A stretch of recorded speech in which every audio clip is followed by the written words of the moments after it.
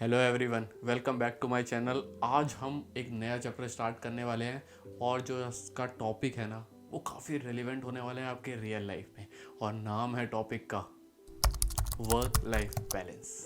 ये काफ़ी important chapter है आप लोगों के लिए। इवन जब मैं अपने इनिशियल फेज़ में था ना जॉब की, तब मेरे लिए भी ना ये चैप्टर इतना इम्पॉर्टेंट था क्योंकि मैं इस पर ध्यान ही नहीं दे पाता था।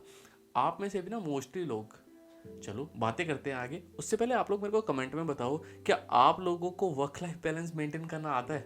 वर्क लाइफ बैलेंस ना आजकल की जनरेशन लोग ना फॉलो ही नहीं कर पाते हैं, बिकॉज आजकल की जनरेशन में ना एक चीज़ मानी जाती है, काम काम काम। आप जॉब के अंदर हो तो आप काम करते रहो, काम करते रहो, काम करते रहो। आपको आराम नहीं मिलेगा, आपको आपकी पर्सनल लाइफ भी जीने को नहीं मिलेगी। अब अगर पर्सनल लाइफ नहीं होगी तो आप खुद सोचो, क्या काम करने में मज़ा आएगा? नहीं यार। एक अच्छी ज़िंदगी ही वो होती है जिसके अंदर आप काम भी करते हो और आप अपनी पर्सनल लाइफ भी जीते हो, अपनी फैमिली को टाइम देते हो। यानी कि वर्क लाइफ जो है ना मेरी, उसको बैलेंस करके चलना है। ऐसा नहीं करना कि सिर्फ काम करता रहूँ, पर्सनल लाइफ को कहीं पीछे छोड़ दूँ। और कुछ लोग सिर्फ पर्सनल लाइफ को इतना ज़्यादा इंपॉर्टेंस दे देते हैं कि वो काम ही नहीं करते, वो ज़िंदगी में ग्रो भी नहीं कर पाते। तो मैं ये नहीं बोलूँगा कि काम नहीं करना, मैं ये भी नहीं बोलूँगा कि पर्सनल लाइफ नहीं जीनी है, उसी को जीते रहना है। एक बैलेंस होना ना बहुत ज़्यादा ज़रूरी है हमारी ज़िंदगी के अंदर। हम इसी चैप्टर में इसी बारे में बात करते हैं। अब हम वर्क लाइफ बैलेंस को कैसे मेंटेन कर सकते हैं? सबसे पहले आपके पास जो भी टास्क है ना उनको प्रायोरिटाइज करना सीखो। आपके पास दिन में 10 20 15 जितना भी काम है, जितना भी आप काम दिन में कर सकते हो ना, उसको प्रायोरिटाइज करो। प्रायोरिटाइज किस बेसिस पे करना है? कौन सा टास्क ज़्यादा इंपॉर्टेंट है। जो टास्क ज़्यादा इंपॉर्टेंट है ना उनको ऊपर की लिस्ट में रखो, उनको पहले करना है, क्योंकि एस्केलेशन आ सकती है। तो एस्केलेशन से बचने के लिए सिंपल करना है, जो हाई प्रायोरिटी टास्क है उनको टॉप लिस्ट में डालना और जो लो प्रायोरिटी वाले हैं उनको नीचे डालना। उसके बाद सिर्फ यहीं से काम नहीं बनता। देखो, अगर मैं बाकी पॉइंट को छोड़ दूं, अगर इसी पॉइंट को डिस्कस करें ना, तो लाइफ सॉल्व नहीं होने वाली। कैसे नहीं होने वाली? आप प्रायोरिटाइज करोगे बट जब सारा काम करोगे तो काम ही इतना ज़्यादा हो जाएगा ना, पर्सनल लाइफ कब जियोगे? इसलिए काम तो लेना है, उसको प्रायोरिटाइज करना है। सेकंड पॉइंट बहुत इंपॉर्टेंट हो जाता है यहाँ पे, कि आपको ना सीखना है the art of saying no. आपको अपनी बाउंड्रीज सेट करनी है, क्योंकि ऑफिस का ना सिंपल कल्चर है। आप काम करोगे तो आपसे काम करवाते रहेंगे। आप जितना काम करोगे आपको उतना काम और दिया जाएगा। मुझे तो चुप चुप के मूवी का एक डायलॉग याद आ जाता है यहाँ पे।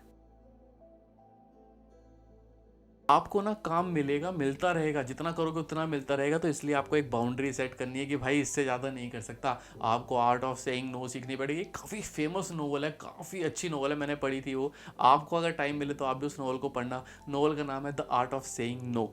वो नोवेल ना आपको बताएगी कि आपको ना कब कब मना करना है, क्योंकि अगर आप हमेशा यस बॉस यस सर वाले इंसान हो ना, तो समझ लो भाई आप पिसने वाले हो जॉब के अंदर। जॉब के अंदर सर्वाइव करने के लिए आर्ट ऑफ सेइंग नो होना चाहिए। तो अभी हमने दो पॉइंट को डिस्कस किया, दोनों पॉइंट साथ में ही मिलने चाहिए, अकेले अकेले से काम नहीं बनेगा। सबसे पहला पॉइंट क्या हमने अभी डिस्कस किया, कि भाई आपको ना जो भी काम मिला उसको प्रायोरिटाइज कर दो, इंपॉर्टेंट नॉन इंपॉर्टेंट। देन अपनी बाउंड्री सेट कर दो कि कितना काम मैं कर सकता हूँ, कितना नहीं। तो आप ना उसको क्लियर एक्सपेक्टेशंस ऑलरेडी सेट करके रखो अपने मैनेजर के साथ, कि भाई आज का इतना काम दिया है ना, इतना ही हो सकता है, इससे ज़्यादा काम आज मैं कर नहीं पाऊंगा। और जब आप ये बाउंड्रीज ना रेगुलर बेसिस पे लॉन्ग टर्म के लिए सेट करते चले जाते हो, तो आपका मैनेजर भी समझने लगता है कि भाई ये ना ओवर बर्डन हो गया, इतना ज़्यादा काम मैं इसको नहीं दे सकता। अब यहाँ पे ना कुछ इंपॉर्टेंट चीज़ों के बारे में डिस्कस करके देखते हैं। आजकल की जो जनरेशन है, खासकर उस जनरेशन की बात कर रहा हूँ, अगर मैं जैसे एक्सेंचर में हूँ तो मैं लेवल 12 लेवल 13 की बात कर रहा हूँ। जेनपैक्ट में हो तो आप पीए पीडी लेवल की बात कर रहे हो, या किसी भी कंपनी में स्टार्टिंग इनिशियल लेवल के लोग जो अभी कोविड में पास आउट हुए, उनको लगता है लाइफ तो हलवा है, ऐसी चल जाएगी लाइफ। ठीक है, वो काम को लेकर इतना सीरियस नहीं होते। अगर मैं बोलूँ वो दिन में 9 घंटे की शिफ्ट है ना, भाई उनका प्रोडक्टिव काम अगर ढंग से निकालूँ ना तो 4 से 5 घंटे निकल के आता है। तो अगर आप 4 से 5 घंटे ही काम कर रहे हो और सोच रहे हो कि मैं ज़िंदगी में बहुत हाइट पे पहुंच जाऊंगा, बहुत ग्रोथ करने वाला हूँ, तो यार ये गलत सोच रहे हो आप लोग। आपको काम करना पड़ेगा। आप कोयले हो यार, अभी तो कोयले निकले हो आप। जितना घिसोगे, जितना स्ट्रगल झेलोगे ना, जितना हार्ड वर्क करोगे, हार्ड वर्क स्मार्ट वर्क दोनों की बात कर रहा हूँ मैं यहाँ पे, जितना ज़्यादा हार्ड वर्क स्मार्ट वर्क करोगे ना, उतना आप हीरा बनोगे। लेकिन अगर आप ये सब नहीं करोगे तो over the period of time आप कोयले से ना ऐश बन जाओगे, ख़त्म हो जाओगे यार, आगे ही नहीं बढ़ पाओगे लाइफ के अंदर। इसलिए बहुत ज़रूरी है कि आपको ना काम करना पड़ेगा। तो जब आप काम कर रहे हो, सबसे इंपॉर्टेंट चीज़ यहाँ पे ये भी निकल के आती है कि जब आप काम कर रहे हो ना, तो आपकी प्रोडक्टिविटी हाई होनी चाहिए। प्रोडक्टिव काम करना है आपको। ऐसा नहीं है कि ऑफिस के अंदर बैठो, चलो सुट्टा ब्रेक ले लो, चलो बात ही करते जा रहे हैं हम दूसरों से, या अपने मोबाइल में इंस्टाग्राम या कहीं स्क्रॉलिंग के अंदर लगे हुए। नहीं, सबसे पहला तो इंपॉर्टेंट पॉइंट यही था कि भाई आपको ना चीट नहीं करना है अपने एम्प्लॉयर को।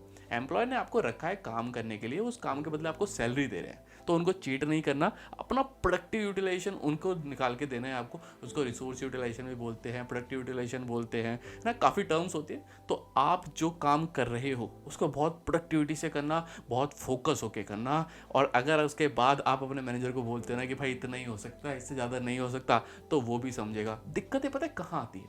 दिक्कतें यहाँ आती हैं कि लोग ना प्रोडक्टिव होके काम करते ही नहीं हैं, और फिर जब ज़्यादा काम मिलता है वो मना करने लगते हैं। तो मैनेजर कहता है भाई तेरे बड़े नखरे हैं, तू बता दिन में क्या क्या करता है, मेरे को अपना EHT दे दे। EHT क्या होता है? गूगल करना, ठीक है, और मेरे को कमेंट में बताना कि EHT का मतलब क्या होता है। तो कंपनीज के अंदर हमेशा EHT मांगा जाता है। जैसे आप बोलोगे ना मैं ओवर बर्डन हो रहा हूँ, आपसे बोलते हैं भाई मुझे EHT दे दे। यानी कि अगर आप प्रोडक्टिव पर्सन होंगे ना, तो काफ़ी चांसेस है कि आपसे मांगा ही ना जाए। लेकिन आप प्रोडक्टिव नहीं हो, आप बहुत लंबे लंबे ब्रेक्स लेते हो, आप लेट ऑफिस आते हो, आप जल्दी ऑफिस से निकल जाते हो, आप सुट्टा ब्रेक बहुत लेते हो, दोस्तों के साथ बहुत बातें करते हो, फ़ोन चलाते रहते हो, तो भाई आपसे मांगा जाएगा। क्योंकि एम्प्लॉयर भी आपको पैसे दे रहा है ना, काम करने के पैसे दे रहा है। काम ही नहीं करोगे तो पैसा कैसे डिजर्व करते हो?